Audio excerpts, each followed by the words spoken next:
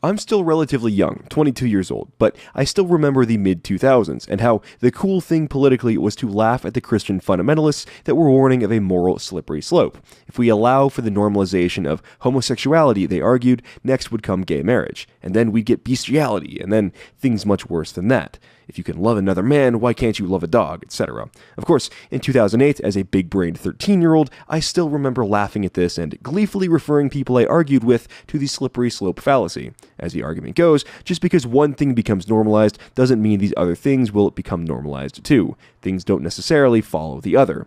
I wish I'd known just how wrong I was. Fast forward now to the current year, 2018. Gay marriage has been codified by the Supreme Court. Every major TV network showcases gay characters, and just about every major corporation changes their logo every June to showcase the so-called Pride Month. Public schools now have transgender sex ed teachers teaching your young kids. The media is pushing the transgenderism narrative whenever they can, and Canadian kids are now at risk of being taken from their parents if their parents refuse to indulge their mental illness.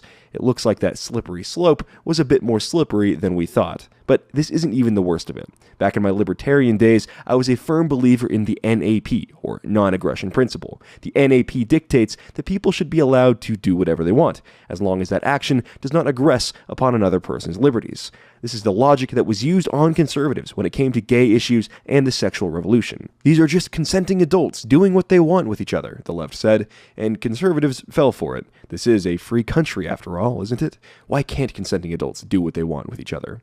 Well, here's why. Because it was really never all about consenting adults, and the left certainly isn't stopping there either. The sexual revolution that began with women was extended to gays and then transgenders is now being extended to children as well. This isn't some Pizzagate-level conspiracy theory. This isn't some weird game of connect the John Podesta and Hillary Clinton dots on a corkboard.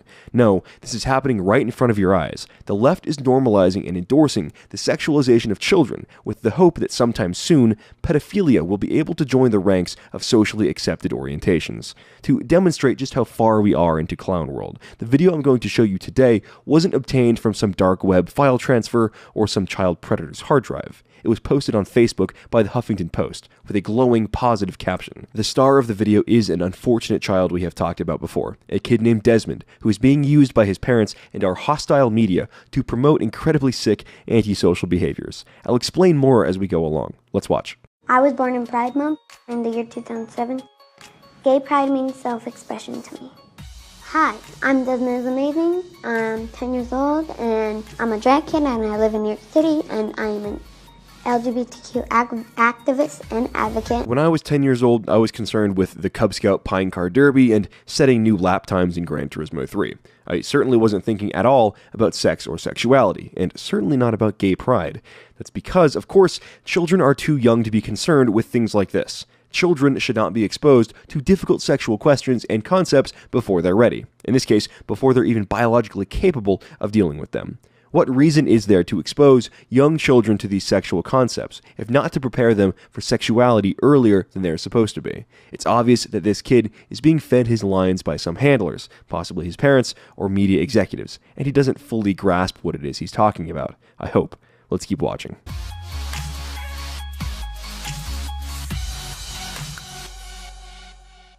I discovered that I wanted to drag when I watched the first episode of RuPaul's Drag Race. When I was 2, then I moved on to like little dresses. Then I moved on to making outfits. Alright, let's start with the fact that this kid's parents were letting him watch a show about drag races when he was 2 years old. 2-year-olds are still developing their understanding of the world, and the adult themes present on a show all about men dressing in drag are clearly inappropriate for children of that age. Also, the fact that he was watching these programs indicates to me that no, this was not a natural thing this kid went and did. He didn't do it on his own volition. His parents are pushing him into this and enabling this behavior. Young boys may find themselves putting on girls' shoes or playing with a doll or something like that. That doesn't mean it's time for the parents to take him in for gender reassignment surgery and turn him into a little girl. It's the parents' job to correct this behavior and remind the young boy that girls' clothes are for girls and set him back on the right course. Leftists have this strange view that children in their youth are these beautiful and all-knowing people, wise beyond their years. Of course, this isn't at all true. Children have limited world experiences, and children are supposed to be parented by adults that are older and smarter and wiser than they are, and can guide them in the right direction. The parents are in charge of the child, and not the other way around, and that rule definitely applies in situations like this. Desmond probably wouldn't have the ability to make his weird little costumes or put on his weird little makeup if it weren't for a set of parents, or in this case, I'm betting a single mom, enabling that behavior. He's still a young kid, he's 10 years old, and he shouldn't be used like this by irresponsible adults that know they're permanently psychologically damaging him, but are okay doing it because it gives them the media attention that they want and helps them undermine civilized, normal society.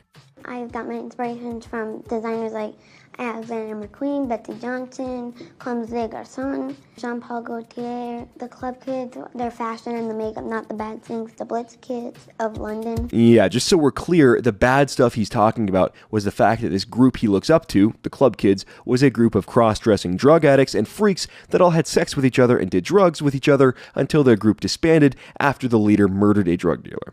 Yeah, totally the kinds of role models you want your 10-year-old child to have. And if you wanted to drag, just start off with a little wig and some lip gloss and a little t-shirt and a little skirt and some heels or sneakers, whatever. You can be a drag queen no matter what. And if you're an adult and you want to do that out of sight of children in your own weird little club, that's fine, I guess. But that's not what we're dealing with here. We're dealing with a child that is being groomed into becoming a sex symbol when he's only 10 years old. And this video, posted by Huffington Post, is encouraging and teaching other kids to go out and do the same thing too. Children can be impressionable, we know this, and there are millions of young kids out there with Facebook accounts that are going to see this and possibly try to emulate it as well. Gender dysphoria used to be classified as a mental illness, and boys trying to dress up like sexy little girls is absolutely something that society should reject. We're not dumb, and we know what kind of attention this attracts from sick perverts and abusers out there. Any parent allowing their child to dress like this and attract that sort of attention is absolutely irresponsible and should be held criminally liable if anything, God forbid, does happen to their child. I've always been able to be myself because of my supporting mom and dad. Say hi, Mom. Hi. That's my mom, and I love her to death. Drag is a form of expression and being yourself and dressing however you want and looking fierce no matter what you're wearing. Even if your eyeliner went down and it's so bad, you still look fierce. My motto is be yourself always, but I like to add this on. No matter what anyone says, and pay the haters no mind because they're not as fierce as you. Except you're not being yourself. You're dressing up in a costume to be something that you're not. Desmond, the 10-year-old boy, does not have blue lips and yellow hair. He's a 10-year-old child that should be reading books, doing sports, and spending time with friends his age, not weird adult friends trying to do God knows what with him. Dressing in drag is a form of escape from what you really are.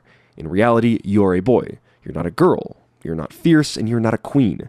You're a boy about to become a young man, and eventually, assuming the dangerous drag lifestyle of drugs and promiscuity doesn't catch up with him, he'll become a man. Is this a point in his life that he'll be proud to look back on when he's 25 or 35, 45?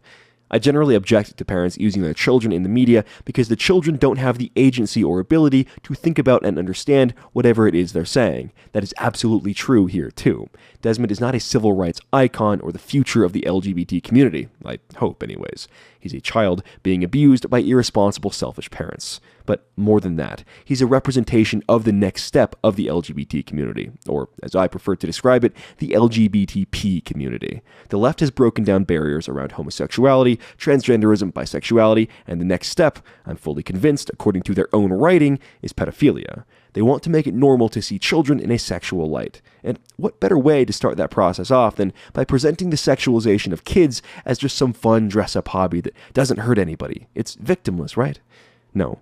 The victim is the child, who is too young to understand what is going on. This is not beautiful, this is not brave, and this is not courageous. This is the next frontier for the modern left. We can read their own words where they tell us explicitly that they want to normalize pedophilia. How much more proof do you need? I hope Desmond can get some help, and that other children like him don't have to suffer too much at the hands of their mentally unhinged parents. But until we make things like this illegal, I'm afraid that our hostile media is just going to keep encouraging behavior like this.